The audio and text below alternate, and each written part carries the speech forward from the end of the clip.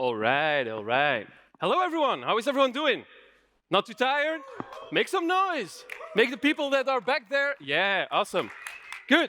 So, who am I? Of course, I was introduced by Nathaniel. Thank you, Nathaniel. I'm Elian.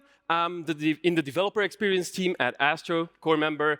I work at React Brussels and BJS as a conference ambassador and podcast co-host. Those are the conferences that we do in Belgium. Where are all my Belgians at, by the way? Because there were a lot. Only one? How are we the biggest? Okay, but it's fine. Belgium is a small country anyways. I also do my own meetups, devs.gent in Ghent, Belgium, and you can find me online with Elian Codes. But yesterday I got a really funny email, and I'll read it to you. Meet the luminary of the Astro universe, Elian Van Cutsem, that's me. The driving force behind the core Astro team. A seasoned presence, conference, and Elian's enthusiasm for Astro 4 is boundless. So I'm totally fine if you don't call me Elian, but just the luminance of Astro. So what is Astro? Who has used Astro before? Okay, nice, a couple of people, awesome. And who hasn't? All the other hands. Okay, that's good. Because I'm here to teach you about it. I'm here to hype you up about it. Because Astro is actually really, really great. Think of Astro as a comparable framework to Nuxt or Nuxt, a meta framework, as you will. Like we had a big discussion about should it be called a meta framework. Well, I'm calling it that for today. The discussion is for another time. Astro is very comparable to Nuxt and Next from a standpoint that it's a foundation.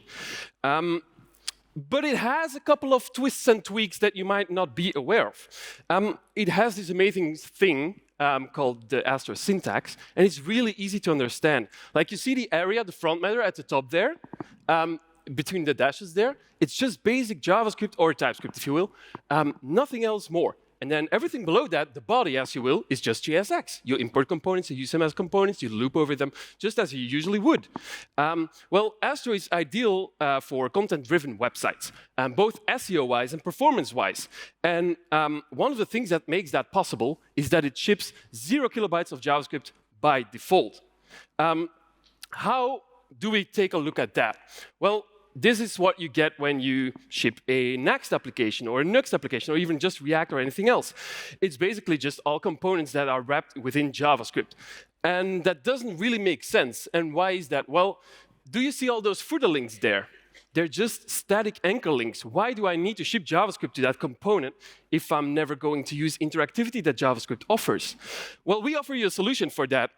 Actually, we want something more like this, where we only select the components that need JavaScript or need interactivity and ship JavaScript just to those components. This is way, way, way faster. Well, we call this concept islands, as being their own hydrated island. The good stuff that you get with that and Astro is that you can use your own favorite front-end library on top of that, being it Vue, React, Svelte, Preact, Solid, and many, many, many more. You can just import them into Astro and use them as an island. So you want a button in React, you want a button in Vue, you can set them next to each other, or even compile them down to just static HTML. Isn't that awesome? Ah, I need some noise in the audience. Yes, that's it, that's it. And this makes that your website can go really, really, really, really fast. And this past year has been crazy. 2023 was crazy. We launched Astro 2 back in January, and it brought a lot of improvements to an already very good framework called Astro 1. It featured this new CLI. This is what our CLI looks like. Very, very good. And till today, this is loved by a lot of people.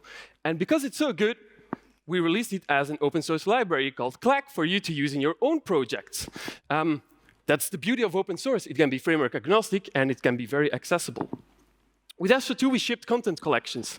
Content collections offer this way of authoring content with something like Markdown or MDX in a complete type-safe way. We use a well-known library for that called Zod, and it actually will look like this. Just all out of your Markdown. Really, really easy for you as a developer, that is. Next, we brought you hybrid rendering. And hybrid rendering meant that you could use middleware, you could improve your rendering performance for the pages that get visited frequently, or you just want to add an API to a very static website. That's all possible with hybrid rendering. And with the use of V4, we were able to get a performance improvement of 33%, which is a lot. of course, there are a couple of other things. Astro 2 also featured a new design. Not just a design for our brand and our branding pages, marketing pages, everything like that, but also for you. A benefit for you as a user of Astro would be better content, better errors. Errors, we always get them, we want to Google them, and then you get 0 results returned. That's annoying. Well, we just guide you towards the error. Like, if I can read this correctly, it says, your blog, astrotutorial.mdx, which is the content file, the front matter does not match your scheme. There is something wrong. It's title. You are forgetting your title. And even today, in all the other frameworks, we're still driving the error messaging forward. And it's very good that we see like frameworks like Nuxt and I think Svelte, like hopping on that train of delivering better error formatting.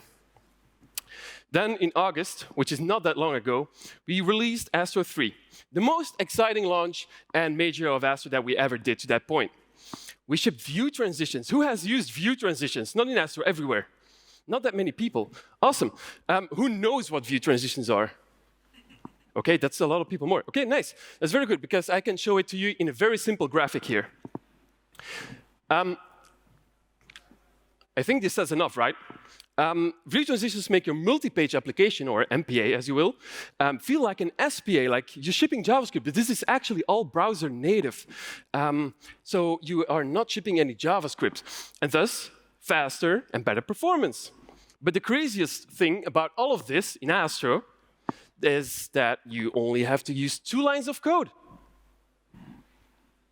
Whoa! There we go.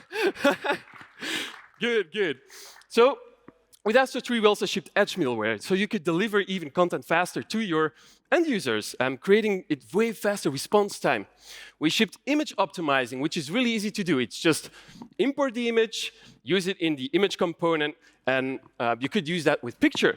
And the difference with picture is that you could actually use different formats or multiple sizes, whatever, and it will always be optimized. But you as a developer get to see or get to use the most quality image that you have, and we'll take care of the rest for you.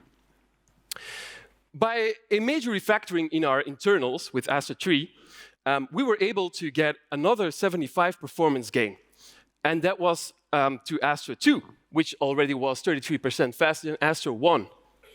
And what that refactoring did to our internals is really good, because it made it so that you could use any JSX framework like Solid, Preact, or React, and you are preserving your state while you're altering a file. So as you can see, the counter is still running, it's in the state, but if you type, it stays just keeping updating the state. And we all know like how annoying it can be when you're working on a modal and you like change something in styles and it just closes automatically, and you reopen it again, do it a couple of times until it's good. This gets rid of that. It's called fast refresh. Really, really awesome. We ship you page partials. Page partials are literally what it says. It's basically in a page without any doc type HTML, without any head or any body.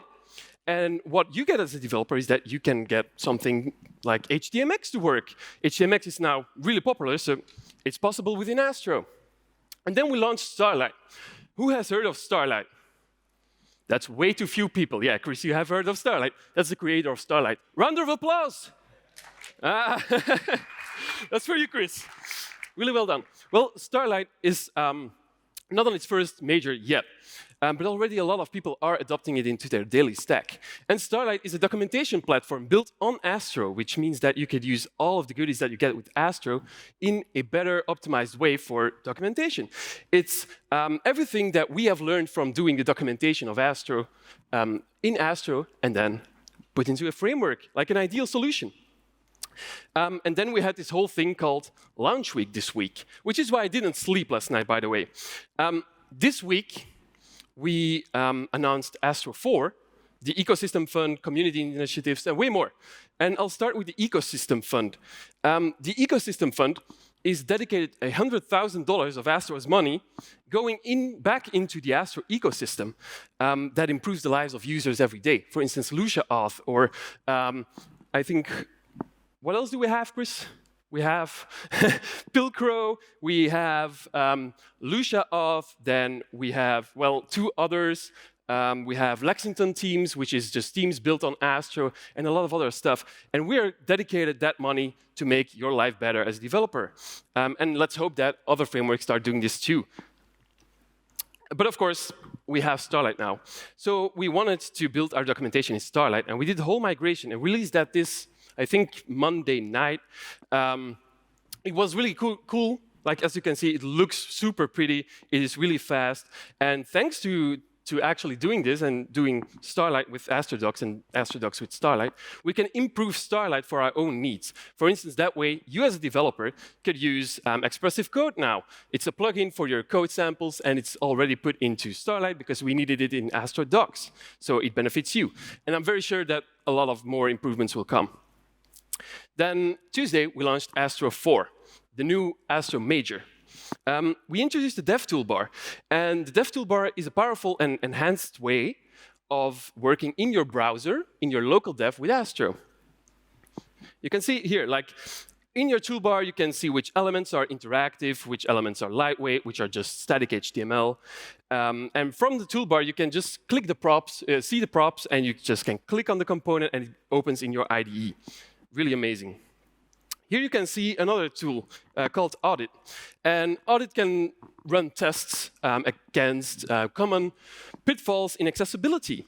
For instance, you can catch images that don't have alt images, or a wrong description, misconfigured area attributes, and all of that, without ever having to leave your browser. Really, really cool.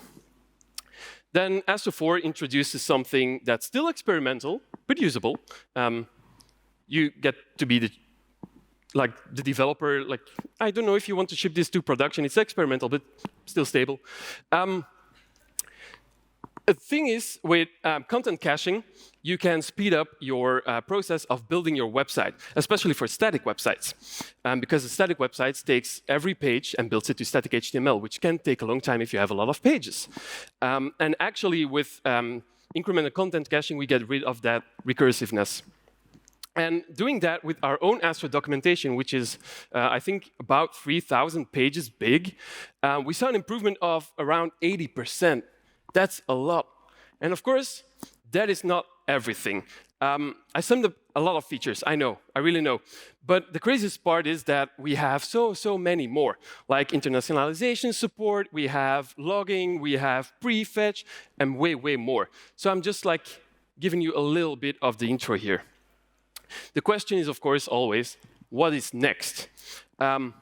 It's this React framework. You've heard of it? No, I'm kidding. Like, what's next for us?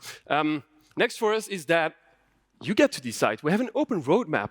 So if you want to see some feature in Astro, you can just submit it, build an RFC. It's open source. You can vote on things. We can discuss about things. And that really works really well for us. Good. How many Houstons did you count? Someone got an idea? There were little Houstons hidden around the place. And if afterwards you come speak to me and get the right amount, I'll get you a Houston sticker, which is awesome. Yay, there we go. Cool. Thank you. That's everything that we brought in 2023. We have a lot more to come in 2024. It was a super exciting year. And thanks for being here. But before I leave the stage, I have one more thing. We're going to do it Apple style. Sometimes we work on secret stuff, and maybe I can give you a little teaser here. What have we been working on? Well, I can say that it is not a CMS. It's also not serverless hosting. It's something completely new, and something that will give every Astro user on the planet superpowers. And we can simply wait to show it off. It's called Astro Studio, and it will launch sooner as you think. Early 2024, we'll reveal it to you. All right, that's everything that I really have for now. Thank you so much, everyone, and let's hear your questions.